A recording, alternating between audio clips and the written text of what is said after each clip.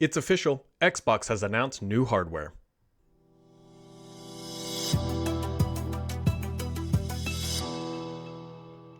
We kind of sort of knew it was coming because Xbox kept saying, hey, we are going to be building new hardware, but now we've got the first new details via a new partnership between Xbox and AMD, announced by Sarah Bond today that Microsoft has entered into a multi-year deal.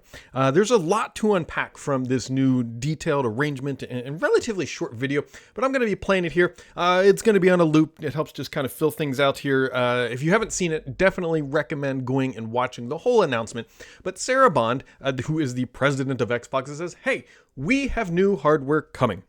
Now, they've been talking about lots of various hardware over the years. You know, this is an Xbox. We're all kind of familiar with that. But they're saying, like, look, new partnership with AMD is here, and it's going to be a new chip, and they're going to be a new console. Now, that is all sort of expected, but there's a lot to sort of unpack. So let's go through the details here. So Xbox is partnering with AMD for a multi-year agreement to co-engineer silicon for their next generation console. The partnership will focus on delivering higher visual quality, immersive gameplay, and more importantly, AI-powered experiences.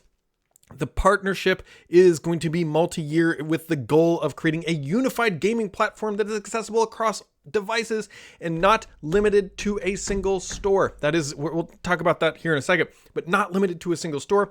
Xbox is also working with Windows to make Windows more gaming friendly and to make it the best platform, all while maintaining compatibility with your existing library of content. A lot to sort of dig in here. So first off, that single store thing really kind of like we saw the mock-ups of Steam. We still don't know if that was a leak or accidental or whatever, but very clearly now, like the tea leaves have been spilled, and we understand that, hey, Microsoft is thinking, and not only thinking, but bringing this to market in some capacity. What all does that mean? Obviously, there's Epic, there's Steam is the big heavy hitter out there. I'm curious how that ties into like the Android game stores on mobile devices, potentially iOS game stores. That gets real muddy real quick. We're not going to go too far into that. But the obvious one is Steam games playing and available everywhere on consoles. And it starts to get a little dicey because does that mean you could play Steam games on your Xbox console in your living room? We don't know, but like the fact that they are saying this up front really should be shaking up the ground a little bit here about like, what is an Xbox? Remember, this is an Xbox campaign. I think this is why they started doing all of that. So not being locked to a single store. The AMD announcement, probably the least exciting, or at least like, wow, they're working with AMD. It's like, again, right? They've worked with AMD for years. And so the fact that they're not changing that up isn't that big of a deal.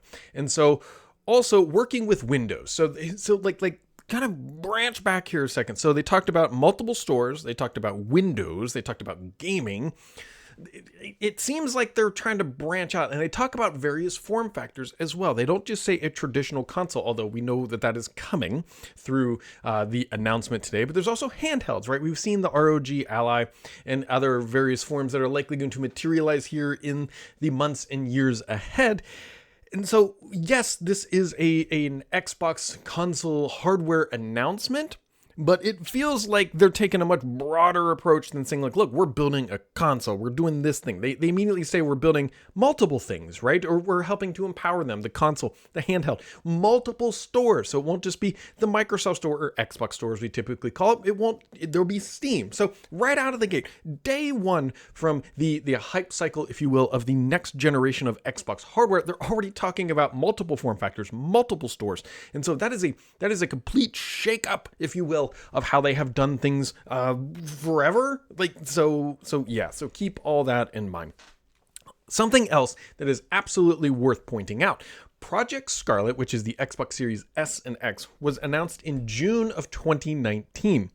Xbox Series X and S were released in the fall of 2020. Now, we've been hearing the 2026 date for a little bit here. So announcing it today, like they just did, which is almost day and date time to when they did the previous Project Scarlet. There's some slight date deviations here, but just bear with me. That means that this would be on track for a rough fall release of 2026, which means that Microsoft's hype cycle for the next-gen console is officially kicking off, which also means you could probably go back and look at how they announced Project Scarlet and all the big major milestones of the announcements along the way, and you could probably start trying to line them up to when Microsoft is going to do things next. Don't worry, I will probably do that because I'm very curious to see what else they did during that whole time. Remember, because that was like during they did that great reveal at the Video Game Awards in December, where they kind of showed everybody the Series X and S. But I think other things that are most important from this that I have not mentioned yet, they also mentioned all while maintaining compatibility with your existing library of content.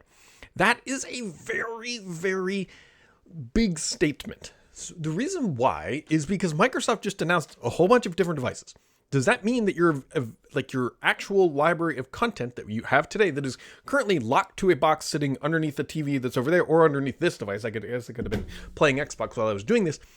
That makes it seem and feel like that content's going to be available on this next gen hardware everywhere. If that happens, which we've been opining about for a while, that their compatibility team isn't really focused on backwards compatibility, it's more forwards compatibility. That is exactly what it seems like they just announced today. So this is a pretty significant shakeup from how Microsoft has typically announced hardware. Yeah, it's usually like at their own shows, like we would have seen. What was that last week or last Sunday? Was it Saturday or Sunday? Whatever day that was, where they announced all the games and did all that stuff.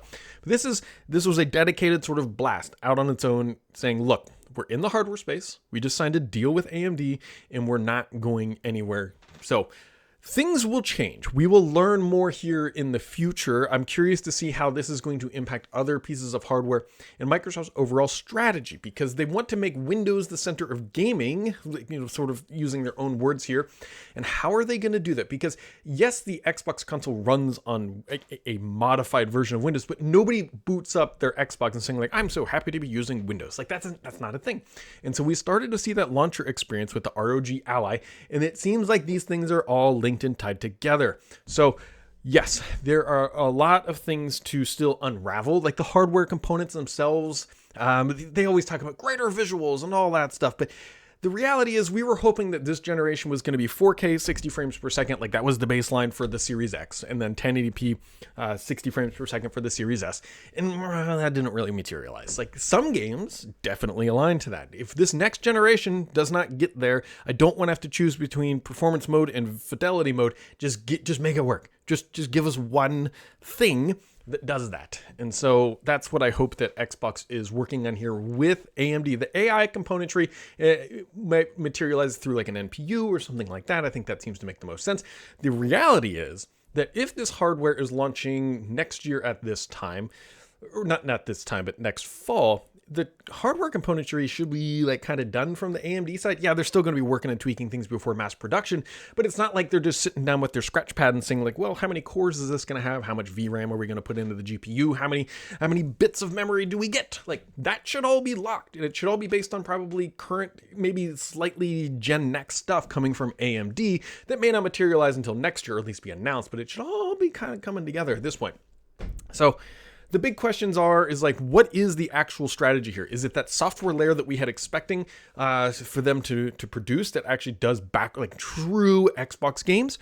Or is it something different? Or is it somewhere in the middle, which is where, knowing Microsoft, it might launch in that capacity. They've been doing this Play Anywhere heavy push. Now you might say, but Brad, they're just doing that because it's great. It's not that. It's not that it's not great. It's not that. It's like you can see how this stuff all aligns. So if they put out Xbox Play Anywhere, they put as many games as they can in there. Now as Xbox starts to go cast the net wide, like all your Xbox comes with you. The worst thing that I am afraid is going to happen, the scenario that could be, is like, look, it supports Xbox Play Anywhere. That's all your content with you, with a big caveat asterisk that it's not all your content, it's most of your content, and sometimes your content's there. Like it just needs to be a simple rubber stamp of like, yes, your entire library is there, or no, it's not. Not a most of your games are going to be available on any device. Just get it through there for the next gen console, right? I understand that if they can't bring every single game to the iOS app, like I understand that. And same with Android, or same with like tablets. But if it's running a Windows-based operating system and it's the Xbox experience, all of your content needs to be there. Which brings up the interesting question that the chat was filled with, was what about a disk drive? People seem to really be wanting disk drives. even though Microsoft seems to be pulling back pretty heavily from them, and potentially their first party titles are no longer shipping discs unless maybe it's a limited edition, and maybe even not then. And so my expectation is the next generation console, at least from Microsoft, is going to be completely digital. I think that is probably a safe assumption based on the fact that their refresh, if you will, last year is pretty much just all digital based. Yes, there is the highest end tier with a disk drive, but for most people, I think it's going to be digital only going forward. So a lot to unpack here. We're going to be diving more into this here in the near future, so make sure to keep it subscribed here because on the BS on this channel is me.